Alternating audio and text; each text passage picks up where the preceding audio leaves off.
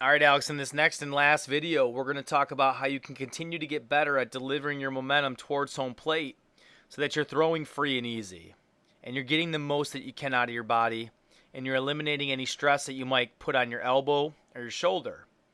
And the big principle that we're going to talk about here is dynamic balance. And I'm going to begin by looking at Randy Johnson and explaining how dynamic balance works. Number one, keep this in mind. When the pitcher gets into his knee lift, all the way to the point where he starts to drive his hip and stride forward, the one thing he's always going to do, the great pitchers, the efficient pitchers, is they're always going to keep their head over their center of gravity.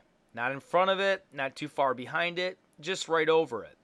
And so as Randy Johnson smoothly gets to his knee lift, you can see that his head is always, as he's traveling forward, always staying right over the belly button, because that's always the athletic position. And when our head is over our belly button, over our center of gravity, we're always under control. And when we're under control, we can do things a lot more efficiently. And you can see as he continues to travel forward, once again, belly button, head, everything's perfectly balanced. And he continues to track forward in this way as he works down the mound. Now, what I want to do really quickly is just play this clip, and I want you to watch him, how he smoothly gets to his knee lift and smoothly leans in and then creates momentum as he starts to stride. Okay, so what I want you to keep in mind is that the real thrust, the real drive, doesn't really begin until he gets to the top of the knee lift.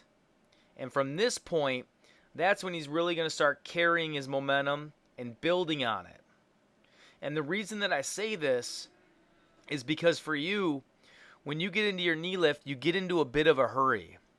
And what happens is, as you lift your knee, your head goes a little too far in front of your center of gravity. Here's your head, and here's your belly button, way back here.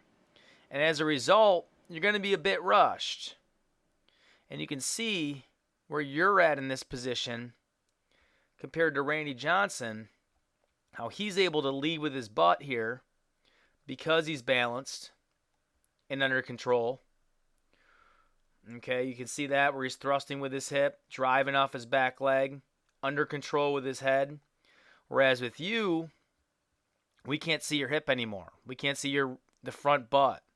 That's because you're leaning too far forward in an attempt to get yourself towards home plate.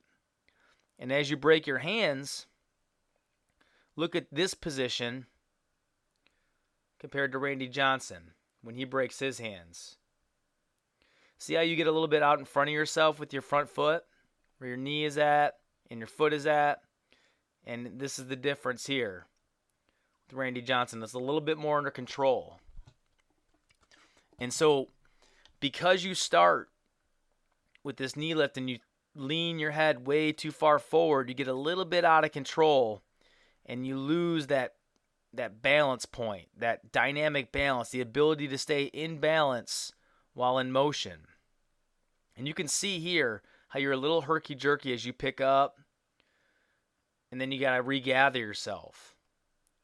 So I want you to keep that in mind as I play both of these clips simultaneously. And as you watch them, just watch those first moves and how smooth they are for Randy Johnson, and watch how you get a little herky-jerky here.